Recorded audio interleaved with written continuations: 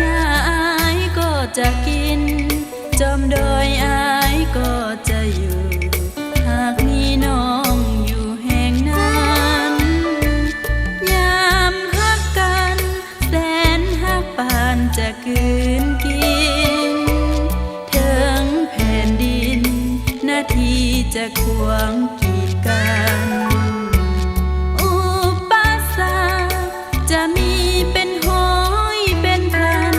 ผู้ใหญ่จะคอยหักหานอายจะบ่ขอเป็นอื่นสิ่งเดียวคือจะทนเอาอำนาจแห่งความหักหนักเกินแผ่นดินแผ่นฟ้าแม่น้ำพื้นพัดสุธา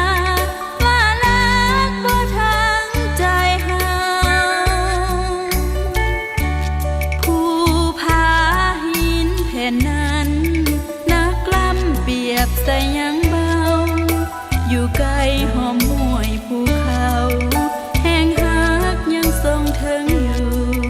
พอฮักนั้นบ่จืดจางยามฮักกันนรกก็เป็นสวรรค์ยามสั่งกัน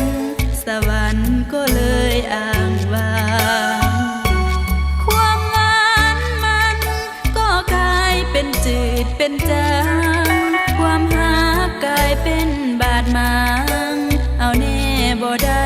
ดอกฮัก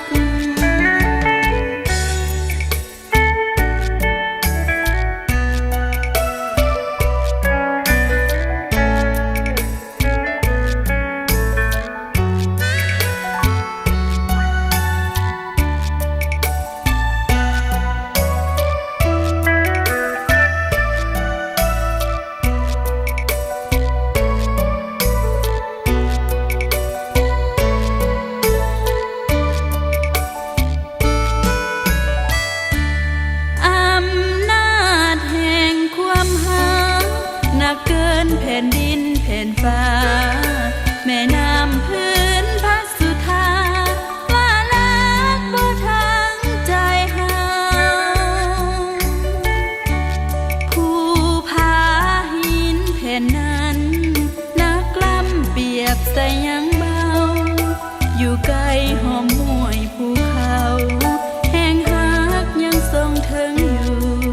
พอฮักนั้นบ่จืดจางยามฮักกันนรกก็เป็นสวรรค์ยามสั่งกันสวรรค์ก็เลยอ้างว้างความหวานมันก็กลายเป็นจืดเป็นจางความฮักกลายเป็นบาดหมางเอาแน่บ่ได้ดอกฮัก